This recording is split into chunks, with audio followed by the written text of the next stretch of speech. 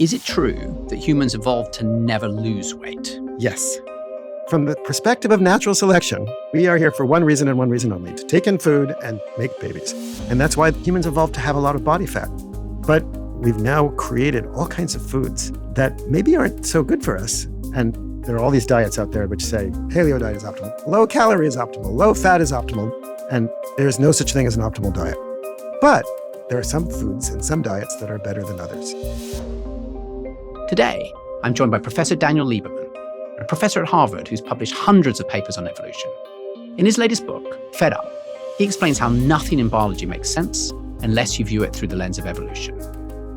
When you walk into a supermarket or even a restaurant, you're confronted with all these different choices. We never evolved to do that. And our ancestors ate what they either hunted and gathered or ate what they grew. And all of a sudden, just as we're faced with ridiculous quantities of processed food, we are faced with ridiculous amounts of really bad information about that food. What about good old-fashioned calorie counting? The calories in, calories out is a classic example of an oversimplification. Of course, if you do reduce your caloric intake, you will lose weight. That's true. But even if you manage to do that, your body still wants you to come back to its original level of body fat. There's an incredible diversity of foods out there that are incredibly healthy. And we just have to decide to eat them. We have to choose them. And so, Daniel, what should you eat?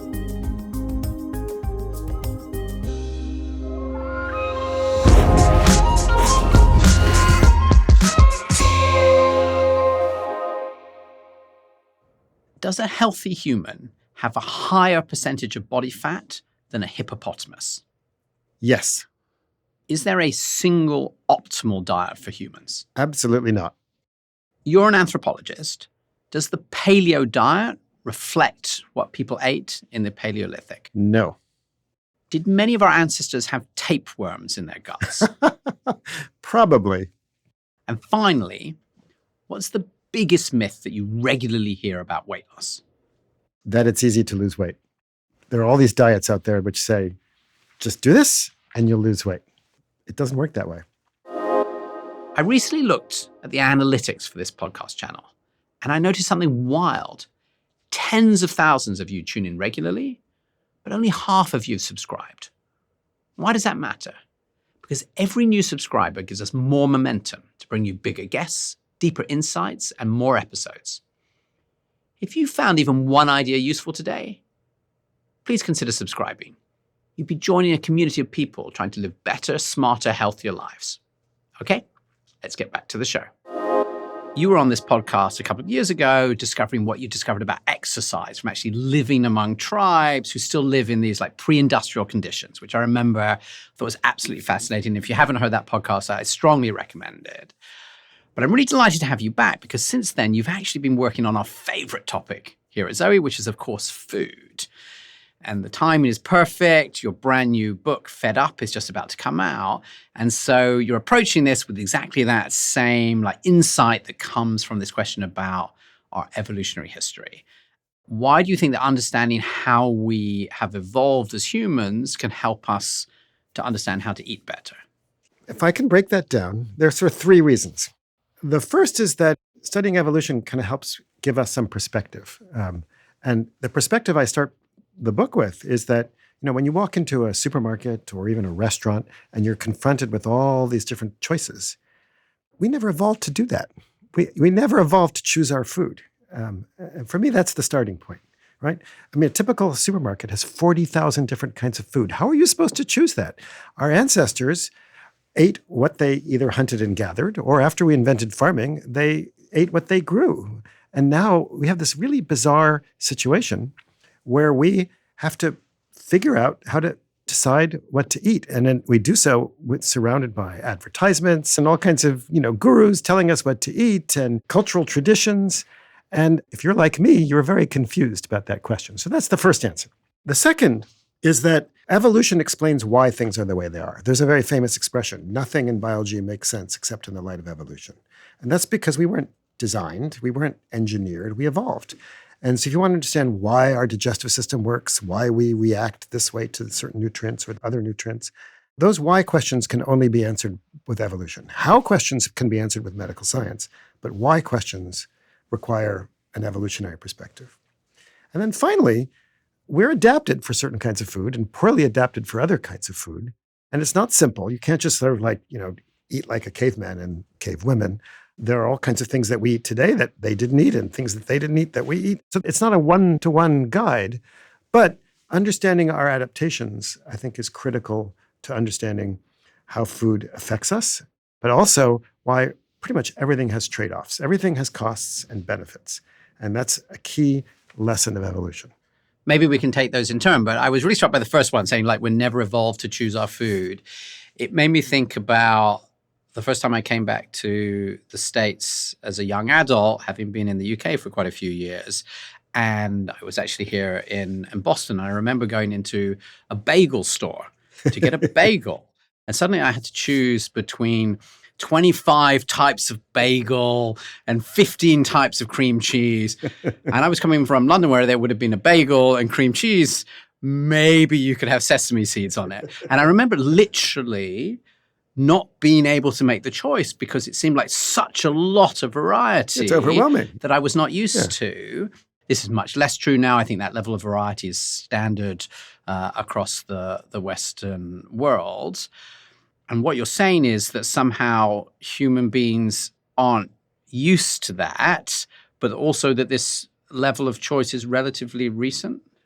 I would say it's really an industrial era. I mean, when it's really the invention of the modern industrial capitalist system that has increased beyond anything that our ancestors could imagine, the choices that we have. I mean, look, until recently, everybody was a hunter-gatherer, right? And about 600 years ago, farming was invented. But for most of the farming, the era of agriculture, farmers grew their food and stored it, some of it for the winter. And that's what they had to eat. And so nobody's asked themselves, gee, what are we going to have tonight for dinner? They knew, right? And it was with the rise of cities that things began to change, especially for the middle and upper classes. But again, we're talking a very small number of people. And it's really only in the industrial era that we have this incredible cornucopia of food that's available to us. And so, Daniel, why does it matter that we didn't evolve to decide what we need to eat? Because we have a world today where we've now created all kinds of foods that maybe aren't so good for us.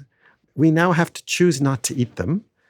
In a typical American supermarket, I'm not quite sure what the percentage is in the UK, but I don't think it's very different. About 70% of the products that you see on the shelves are ultra-processed. The problem is that we're not very good at making choices. And the people who make money selling us food are very aware of that, and they know exactly how to push our buttons and sell us foods that are appealing to us, but aren't necessarily good for us. And are you also saying that we never evolved to say no to food? I'm just, as you're listening to this, because I think your example here is 70% of the food is ultra processed, or I don't know, you're going to Starbucks into the afternoon, there's all these delicious pastries, and you're saying, well, you never evolved to say no to food, but actually today, weirdly, being healthy involves saying no to most of the food out rather there. than like grabbing it, because otherwise, you might be starving tomorrow. Yeah. I mean, can you imagine a little Neanderthal baby saying, no, I won't eat meat? or no foods that are white or whatever. Think of all the food choices that we even let our children make. It's inconceivable in the Paleolithic, right? So, our ability to be picky about our food is one facet of it, and that can lead to, of course, disordered eating and all that. But, you put a piece of chocolate cake in front of me and an apple. Of course, I'm going to want the chocolate cake. And I have to use now willpower to overcome that. And even if I study this stuff, I'm as bad as anyone else on the planet in avoiding that chocolate cake. I think we all struggle with that. Can I come on to your second point there, which is that Sure. evolution explains why things are as they are? Well, as I said before, we weren't engineered or designed, right? Our bodies are the way they are because of millions and millions and millions of generations of evolution that slowly changed things. And furthermore, the reason our bodies are the way they are is because ultimately everything that was selected in our bodies through the natural selection was selected to maximize our reproductive success. The basic equation of life is food in, babies out, right? No, it's true though. From the perspective of natural selection, I'm not saying this is a good thing, but from the perspective of natural selection, we are here for one reason and one reason only, to take in food and make babies and hope have those babies survive so that they can in turn make babies. So our adaptations evolved in that context. And that includes our cravings. It includes how we digest fats. It includes how we store energy. I mean, there are many, many dimensions to that. And if you want to understand why they are the way they are, that evolutionary history is essential. So medical science is very good at explaining how things are the way they are. We can explain how saturated fat does or doesn't cause, say, plaques in our arteries, and how, sugar makes us hungry and makes us diabetic, and all those hows, right? But the why requires evolution. And answering those why questions is very empowering, because it helps us evaluate at a more complex and nuanced, but also realistic level, how to make those choices that we didn't evolve to make. So you already mentioned that basically we evolved in this hunter-gatherer period because it was just a sort of blink of the eye since that finished. So what are the key things in your mind that we evolved for that are sort of relevant that we're carrying through to, my living here today in 2026? Oh gosh, there's so many, I don't even know where to start. The obvious ones are that we evolved to crave energy-rich food. But here's an interesting question, right? We all know that humans love things that are sugary, that humans like things that are fat. By the way, what we really love are things that combine sugar and fat. And can you name the one natural food in the world that is both sweet and fat? It's milk, your mother's milk. It's the only natural food really out there that is both sweet and fat. And, we evolved to drink that the first few years of our life, thanks to mom. And then that's it. But think about the foods that make us go wild, right? They're the foods that combine sugar and fat. And they're naturally extremely rare. But you combine those two things and our brains go wild, right? Another example would be that humans evolved to have a lot of body fat. Most animals have very little body fat. Of course, we evolved from monkeys and apes, from primates. They rarely have more than 5% body fat. What's the body fat on a hippopotamus? Well, there are very few studies, of course, because it's hard to measure body fat in hippopotamus, but there's supposedly about 5% body fat. A very thin hunter-gatherer male might have 10 to 15% body fat, and a hunter-gatherer female might 15 to 25% body fat. And that's, of course, on the low end compared to what average people in the UK or the United States have. And so that body fat, it turns out, has played an incredibly important role in human evolution. So we evolved all kinds of adaptations to not only have a fair amount of fat, but also to keep it. And that's also very important. You're saying that males, I think you said 10 to 15, women 15 to 25. So that's enormously higher. Why is that?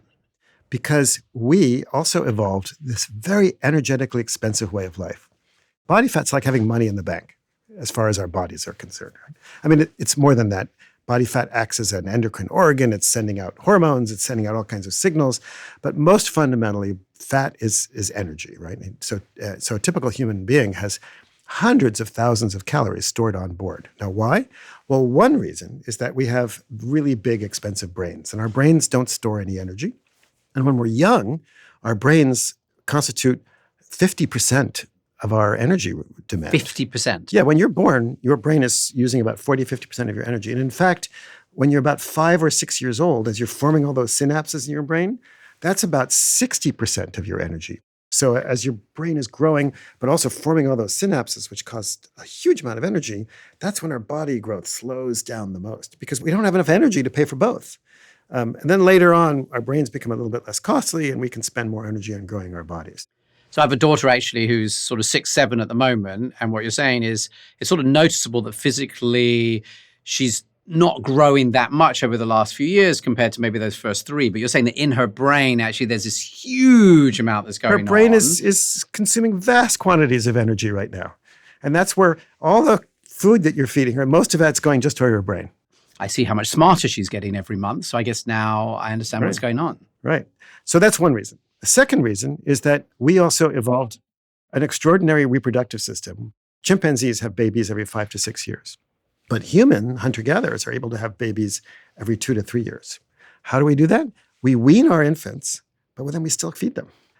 Best estimates are that a nursing mother spends about 600 calories a day producing breast milk.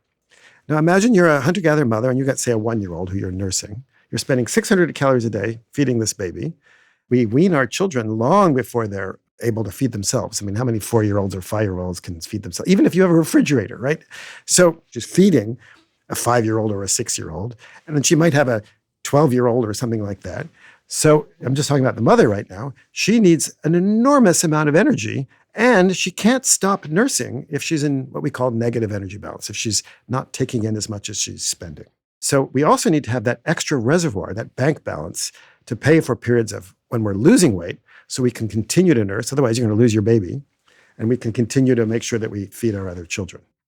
And then the third reason is that how does she get food to pay for her offspring? She's physically active, right?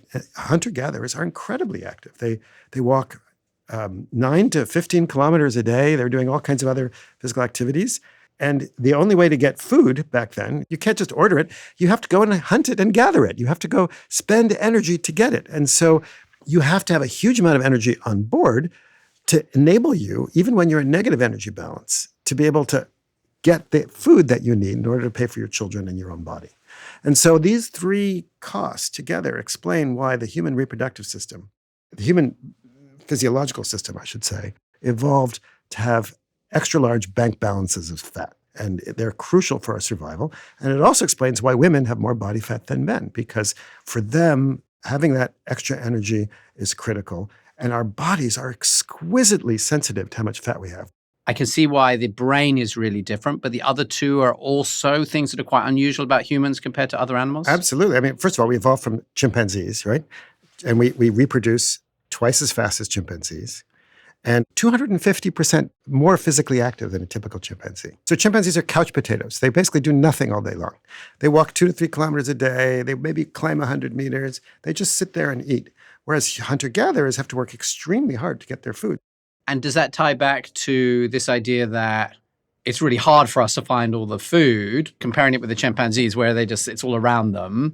So, of course, we're just built to just eat everything that we can when we can, rather than say, I shouldn't eat anymore because, if I put on too much weight, I'll get caught by a lion. Yeah.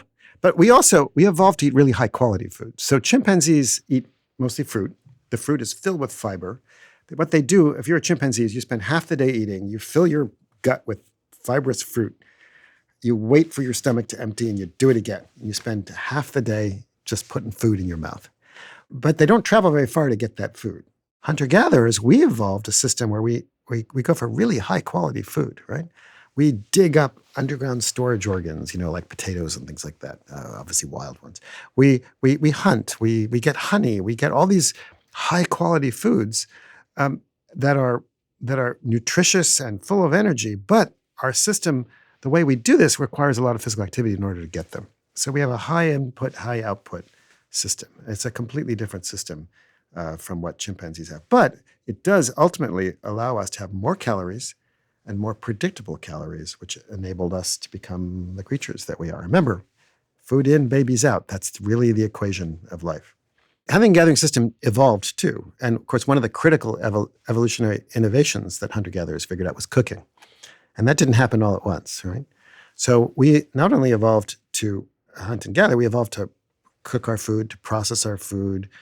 And that helped hunter-gatherers spread throughout the entire world and eat incredible diversity of foods. So we evolved through technology, through culture, simple technology, complex culture, but simple technology, to eat an incredible diversity of foods. So hunter-gatherers eat pretty much everything. And Daniel, you were saying earlier that, our bodies haven't changed in the last sort of few hundred years, evolved to deal with our current diets. Have our bodies evolved as a result of being able to cook? Absolutely, yeah. So it's extremely hard to survive without cooking. Our intestines have changed, our digestive systems have changed, our microbiomes have changed. So people who are raw foodists, people who eat only raw food because they believe it's healthier for them, they struggle to get enough energy, and they're not cooking, but they're processing really high-quality domesticated food that's not like the food our hunter-gatherer ancestors ate. So a hunter-gatherer could not possibly survive on a raw food diet. It's not conceivable. You're saying that in this process, as we developed fire, our bodies, like our gut changed dramatically as a result. What happened? Well, a simple example would be that the proportion of our intestines change. So we've evolved much longer small intestines and shorter large intestines because we don't need to do as much fermentation as a chimpanzee, and we extract a lot more food in our small intestine. But if you eat a raw food diet, you have to eat vast amounts of food. You're just basically clogging up your system. Some raw foodists have to go get enemas because they're just kind of overloaded with food because they're getting so little nutrition out of their food. And they're eating high quality food. So you're saying like all until we discovered fire, we and all other animals were on a raw food diet. And now you're comparing that with like a diet where you can cook, and you're saying basically we can extract much more energy out of the food that we collect? Correct. Let's just take a simple example, grains, which when we get to agriculture, like farmers grow mostly cereals, right? You can't eat raw cereals. You want to eat raw wheat? Go ahead. You'll really regret it. Raw beans, you'll seriously regret it. There are all kinds of foods that we rely on, but we have to cook them in order to make them nutritious and healthy. And does that point to particular sorts of foods that, in fact, we did evolve to eat? Particularly as I think about plants, like most plants that we eat today, you couldn't eat unless they were cooked. That That's correct. breaks it down. And That's does correct. that mean that tells you that these were a very important part of our diet in the past? Yeah, that's part of the hunter-gatherer system, right? We evolved to not just hunt and gather, but also to cook and process our food. And that was part of the success of our species that enabled, and we're not the only ones, Neanderthals also cooked their food and whatever. But once cooking evolved, that was an extraordinarily important adaptation for our ancestors and also some of our close cousins. So it's almost like we are co-evolved with a piece of technology. Absolutely. Fire also enabled some of us to live in temperate climates, and therefore led to selection for us to have lighter skin. There's a big debate about exactly when cooking started. But certainly by 400,000 years ago, we were cooking up a storm, right? Our ancestors were cooking all the time. Can you tell me about what happened when humans moved from hunter-gatherer to farming, Yeah. which I would have thought meant everything was better. There was suddenly food around me all the time. So we probably were pushed into farming, and it happened at least 7 times, probably more in different parts of the world, and it happened independently many times. But in all cases, the big benefit of farming was that farmers can produce way more food than hunter-gatherers. And so in that sense, remember the equation of life, food in, babies out. From that perspective, it was a fantastic thing, right? More babies, right? That's what natural selection cares about. So this all sounds great. What's the problem? Well, there's always a trade-off. And so the trade-offs were, first of all, that you have larger populations and more dense populations, and you start living in permanent villages. And that leads to increased infectious disease. You're also living cheek by jowl with the animals. All kinds of diseases spread from animals into human populations. We're also living amidst our filth, right? Because you're living permanently in a little village, and sanitation hasn't been invented yet. There's no toilets, there's no sewers. Higher population densities mean more spread of diseases. So there was a big increase in infectious disease with the origins of agriculture. There's also, to some extent, a decrease in nutrition because you're eating less diverse diet. You're eating fewer foods, and you're focusing on the foods for which are high yield. So you're growing a lot of barley or wheat or maize or whatever that happens to be. I think some people have over-exaggerated. They seem to think that these foods are really bad. We have to remember that these foods were still eaten in whole grain form. So the earliest farmers were not eating white flour. They were eating whole wheat flour, right? They're eating whole grains. They're actually growing essentially what they used to be hunting and gathering. So much of, in fact, our science points to the importance of this very large amount of diversity in the plants that you eat as food for your microbiome. And it sounds like already, even as you move into farming, you're growing a certain number of things instead of like eating, 30 plants a day or whatever you might do as a hunter-gatherer. That's correct. Yeah, there's a decrease in diversity. But a lot of traditional farming diets are actually pretty healthy.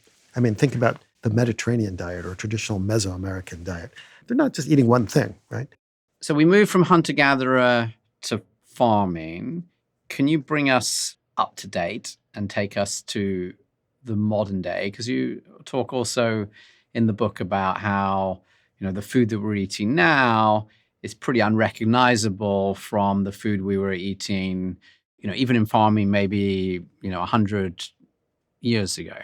With the industrial era, with the origins of factories, we've now created food that's transformed in extraordinary ways. I mean, we ship food all over the planet.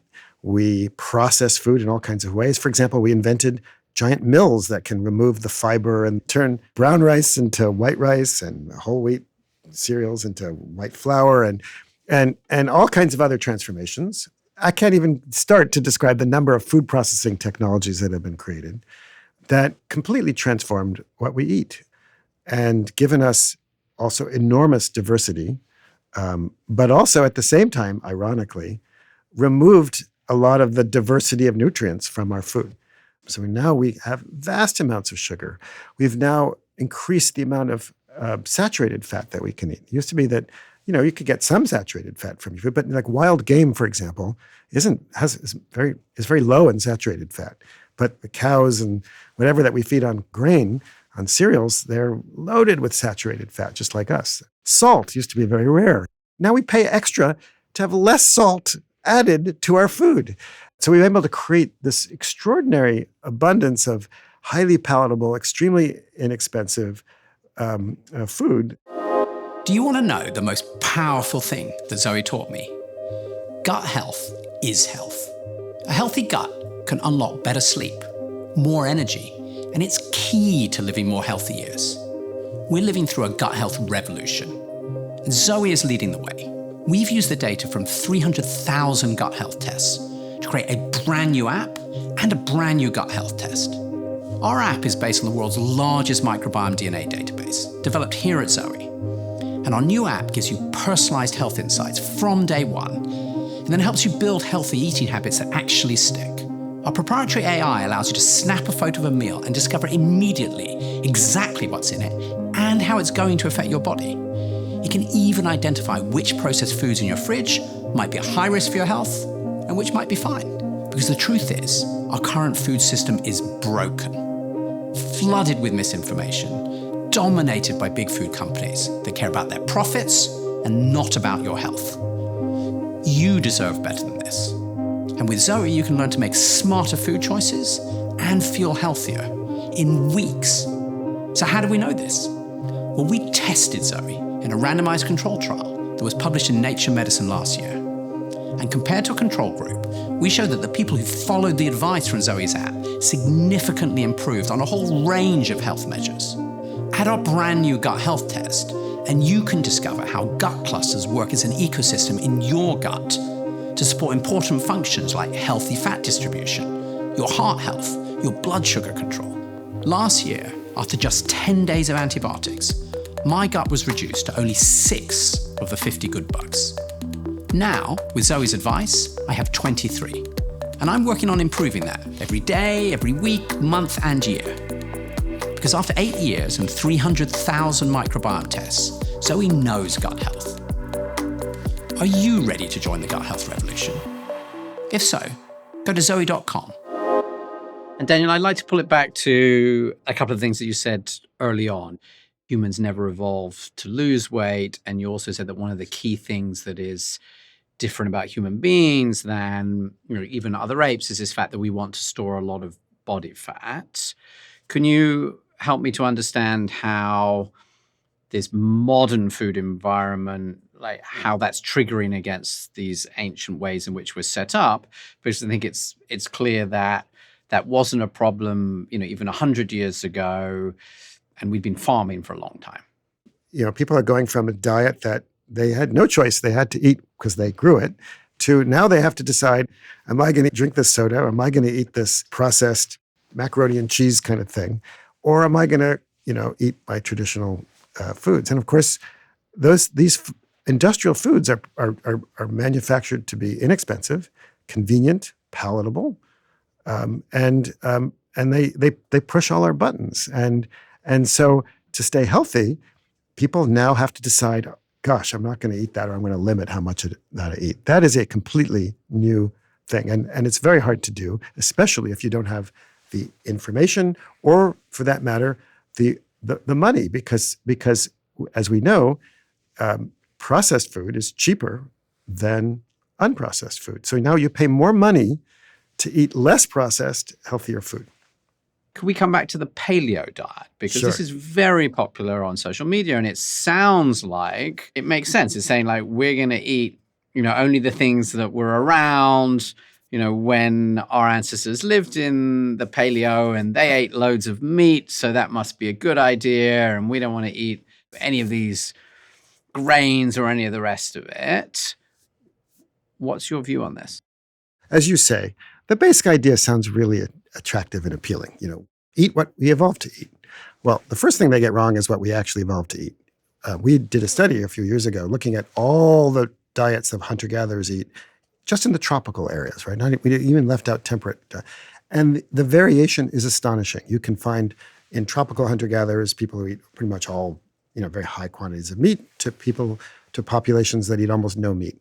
The diversity of diets is extraordinary because humans evolved to eat anything. Because remember, the equation of life is food in, babies out. And they didn't evolve to eat these foods to live to be 100. They evolved to eat this diversity of foods in order to maximize their reproductive success. And so when you look across all of these different hunter-gatherer societies, they're eating very different diets, very different levels of meat. They're not all like eating vast amounts of red meat. There is no paleo diet. There are many paleo diets, and they varied enormously. Secondly, it's claimed by the paleo diet that our ancestors didn't eat grains and they didn't eat legumes.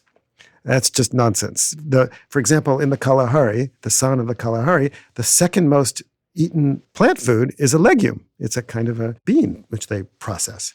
And grains, we have archaeological sites that are, more than 20,000 year old where we have evidence that hunter-gatherers are harvesting wild barley and, processing them and cooking them and turning them into who knows what, probably bread. So the idea that our ancestors didn't eat legumes and cereals is wrong.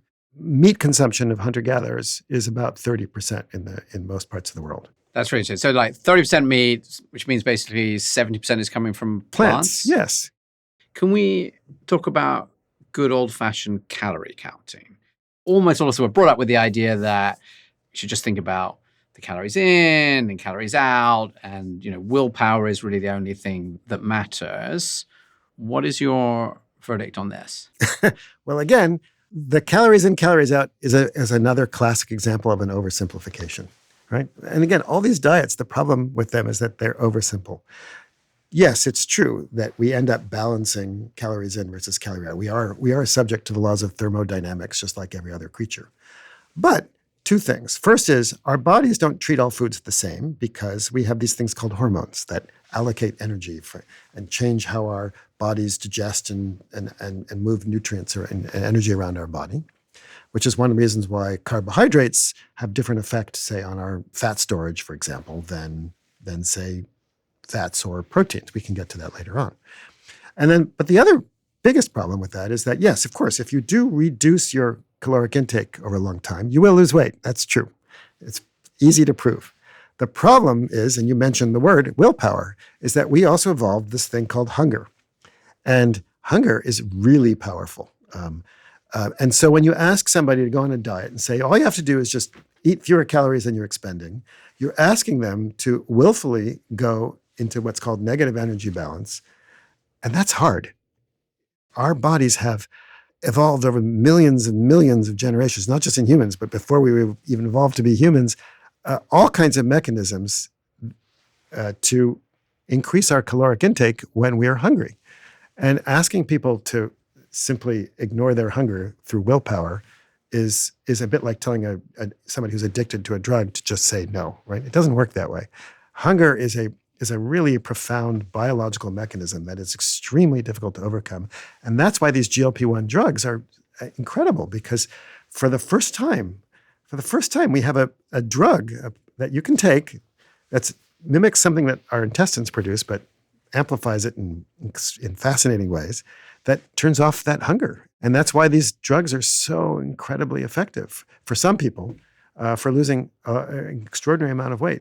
Even when you lose that weight, even if you manage to do that, your body still wants you to come back to its original fat level of body fat. And so and that's actually one of the problems with these GLP-1 drugs, that if you go off the drugs, and the last paper I read on this just a few days ago estimated that about 60% of people on these drugs do quit them after about a year.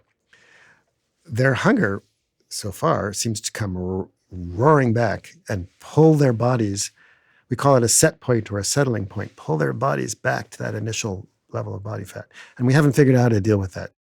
The other point is that our hunger levels are affected by the nature of that food in the first place. So you can have two foods that have the same number of calories, but if one is refined carbohydrates and the other is, say, protein or fat, your body will respond differently.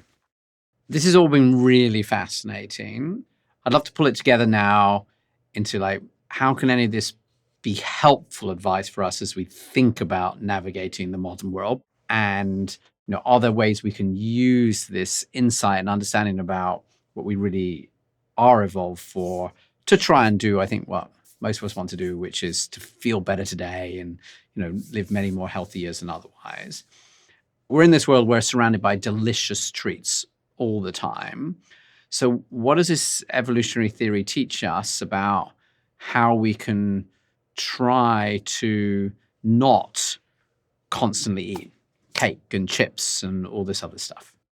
A few points. The first is, just as our ancestors had to be experts at finding the food that they were going to eat, or farmers had to be experts at growing their food and storing their food, we now need a new kind of knowledge. Unfortunately, whether you like it or not, we now need to understand the food that we see on the shelf in the supermarket, what that means for our bodies. So people need to know the basics of nutrition and digestion and something about their effects on health. That's the kind of knowledge that, unfortunately, our environment now requires. And we need to do more to teach each other that information. That's what I've tried to do in the book in jargon-free language. Doctors aren't taught nutrition in medical school. I'm sure you know this because you're on Zoe, right? But isn't that astonishing, right? It's mind-boggling to me, right? That the most arguably important aspect of health, disease prevention isn't taught to the people charged with taking care of our health. The other point I would make is that everything has trade-offs. All foods have costs and benefits. And so when you eat one thing, that means you're generally not eating something else. And we're constantly being told that such and such a diet is optimal. The raw food diet is optimal. The paleo diet is optimal. The Mediterranean diet is optimal. Low calorie is optimal. Low fat is optimal. This is optimal. That's optimal.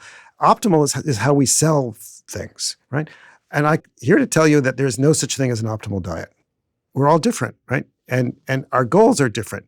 Given all that diversity and given all the different outcomes, there is no such thing as an optimal diet. But it's clear that there are some foods and some diets that are better than others. And when you stand back and look at all the variation and all the complexity, it's generally the case that diets that don't have a lot of saturated fat, diets that don't have a lot of processed food, especially food that has had the fiber and nutrients removed, diets that include a fair amount of unprocessed plants and diverse plants, diets that are not too heavy in meat, diets that have nuts and whatever, all of those diets tend to be the ones that lead to the best health outcomes. That includes the Mediterranean diet, which is, of course, the best studied of these diets. But I would say it's also true of a traditional Asian diet, traditional African diet, traditional Mesoamerican diet, and so on. What are the things in those diets that you see sort of match back to what you said right at the beginning, which is like eating the foods that we were evolved for effectively? Well, they're diverse. They're loaded with fiber, which is extremely good for your microbiome, despite what the carnivore dieters say. They tend to emphasize mono and polyunsaturated fats over saturated fats. It's not quite clear how bad saturated fat is for you, at least for some of us, but there's no question that you're always better off when you have to choose between different kinds of fats. You're always better off with an unsaturated fat than a saturated fat. They don't have a lot of added sugar.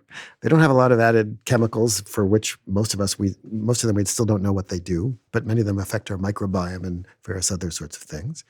And they're loaded with nutrients, because cultures all around the world figured out how to do this in different ways. These diets aren't going to necessarily cause you to live to be 100, but they help us avoid a lot of the chronic diseases that people are getting as a result of eating highly processed industrial diets. And that's leading to obesity, that's leading to metabolic syndrome, that's leading to higher rates of cancer, it's leading to various other diseases that are on the rise that used to be extremely rare. We've talked a lot about evolution and just how much it drives everything. And one thing that I'm just thinking as I hear this is, does this mean that we're all a prisoner of our genes when it comes to our health and indeed our weight, which is, I think, sort of very much at odds with what we tend to talk about at Zoe, actually, about how much more control we have over it than I think I was brought up to believe. But I feel there's a lot here that makes it feel like, okay, you're just built this one. This is sort of like how it has to happen. Well, first of all, you can't change your genes. So I don't think you should really worry about them too much. But secondly, and this is very important, we talk about the heritability of obesity, for example. You have to realize that heritability estimates are characteristics of populations, not traits. So the heritability of obesity is substantial. It's probably at least 20, 30%. The numbers vary. But it's 20, 30% in the particular environment in which it's measured. You go back a few generations ago, and I mean, right now in the United States, 40% of people in the United States are classified with obesity. 40%. Go back to when I was born, it was 10%. Now, it doesn't mean there's been a fourfold increase in genes for obesity. It's the environment that's changed. So as we like to say, genes load the gun, environment pulls the trigger. So you can't change your genes, but you can change your environment. Part of my discovery over, sort of 9 years here now is understanding what to eat that will be healthy for you is a small part of the problem. And much bigger part is how do I actually manage to, make those choices and do this? And it's a huge focus for all the scientists and everyone at Zoe. And I'm just curious, is there any insight from your research into, I guess, how we could try and manage ourselves and our decision-making better? I think that's probably the hardest question you could ask. And I don't have a simple answer because I don't think there is a simple answer. We all find different strategies. Like, for example, when I go shopping, I always eat before I go shopping. So I'm not ravenous as I pass by all that hypercaloric food that appeals to me just as much as appeals to anybody else, right? And that way also those foods aren't in my kitchen so that I'm unlikely to snack on them. So you're sort of having a strategy here almost to overcome these evolved impulses. And that is a bit the same as saying you don't want to put foods in your kitchen that you don't want to eat. Again, it sounds like you are in a way trying to minimize some of these things which we evolved for in the distant past that are now causing us problems today. Yeah, I mean, I think by learning how our bodies use food, by learning this evolutionary story, I think it can help us make decisions. Having that information is the first step towards making behavioral, figuring out behavioral strategies. Just as we're faced with ridiculous quantities of processed food, we are faced with ridiculous amounts of really bad information about that food. But it's true, and we need to learn how to digest that information, just as we need to learn how to pick our food. And we're relentlessly bombarded with oversimple, big ideas that fall flat because our bodies, our diversity, our system is too complicated for simple ideas. And it's not what people want to hear, but it's true. We haven't talked about sleep at all, but sleep comes up a lot now in the latest research in terms of impact on nutrition and metabolic responses. And I know it's something that you've looked a lot at in terms of sort of what do hunter-gatherers do. Has the way we sleep changed from the way in which we evolved? And could these sleep patterns have any effect on like the patterns in the way in which we eat? Oh, unquestionably. So there's this idea out there that we're supposed to sleep 8 hours, right? And that's a myth. The idea that we evolved to sleep 8 hours is just not true. If you look at good quality data on how much people sleep and you graph that on the x-axis, and then you look at some kind of health outcome on the y-axis, like all-cause mortality, like whether you die from anything, or cardiovascular disease, or Alzheimer's, or fill in the blank. Turns out that most of the curves, there's a lot of variation around the curve. So there's no perfect number. But the curves pretty much always bottom out around 7 hours. So for most people, 7 hours turns out to be quote unquote optimal. Now, again, there's a lot of variation. If you're older, you tend to sleep less. If you're a teenager, you tend to sleep more. We all know these phenomena. There's no simple number for everybody. You'll have to figure that out. But 7 hours turns out to be, for most people, the sweet spot on that curve. But again, there's a lot of variation, and you shouldn't be too concerned if you fall slightly off. Because if, for example, you feel fine with 6.5 hours or you feel fine with 8 hours, there are all these people who then now want to make you feel bad about yourself, and they make you feel stressed. And this is where food comes in, because you suddenly like, oh my God, I'm not sleeping enough, or I'm sleeping too much, I'm going to die, whatever. So what does that stress cause? It causes your cortisol levels to rise. Cortisol is the arousal hormone, right? Cortisol is the hormone that tells us there's something wrong. Like a lion comes and cortisol levels shoot up, or certain politicians start wars and our cortisol levels shoot up, right? But one of the things that cortisol does, well, two things that cortisol does. One is that it makes you hungrier. So cortisol is what drives you to the refrigerator in the middle of the night and causes you to eat more. Cortisol is what drives you to eat very calorie-rich foods. When your just body is craving a comfort food, macaroni and cheese or whatever it is for you, right? A donut, pizza, that's cortisol that's driving you to do that, because it wants you to have energy. And the other thing that cortisol does is it causes us to pack fat on in visceral fat, the belly fat. And that's the most inflammatory fat. That's the fat that causes the most disease.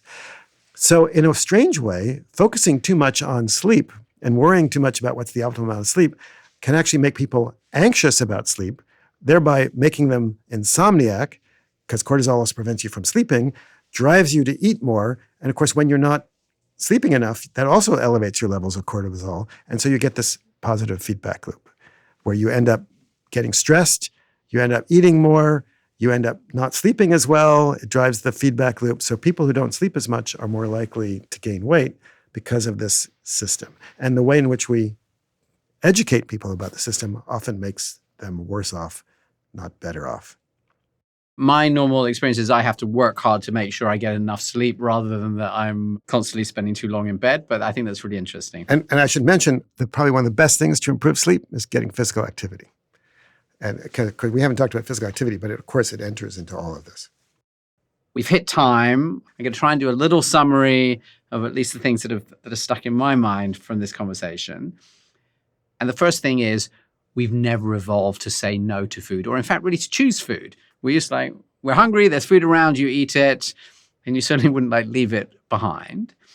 You should eat before you go shopping, because if you want to be able to make some good decisions, you don't want all of that primitive hunger to be driving what you're going to do. You want to do everything you can to allow the thoughtful part of your brain that's trying to say, no, don't eat the cookie, to be empowered. And similarly, don't put foods in your kitchen that you don't want to eat. If I have healthy foods around me, I'm actually probably going to eat them rather than go a long way somewhere else to eat less healthy. So I've sort of done that in my house. It's very interesting, though, to see this sort of evolutionary mix. The other thing I thought was fascinating is that we're evolved to have a lot of body fat compared to other animals. And you gave this example that even these really close relatives like apes have about 5% body fat. And I think you said male hunter-gatherers, 10 to 15%, women 15 to 25%, so vastly more body fat. And your explanation is fascinating. We're very different from a lot of these animals. For these are the special properties that make us humans. So one of them is this enormous brain. And you were saying, I think that babies are using half of the energy that they're eating. And that's true also for 6-year-olds, just to power their brain. And you need to have this fat to make sure you've got enough food for it all the time. You can't just be reliant on the next meal.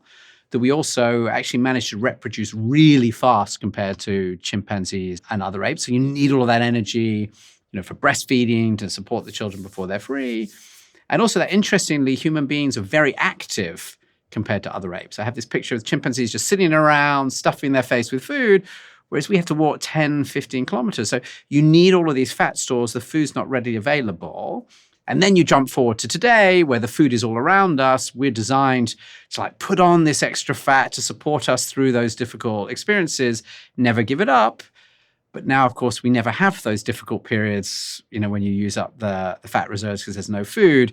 So we evolved for this environment to do with our special bodies and brains, and we're sort of stuck, in this environment that's very different. The other thing I thought I was really struck by is my body is physically evolved for cooking.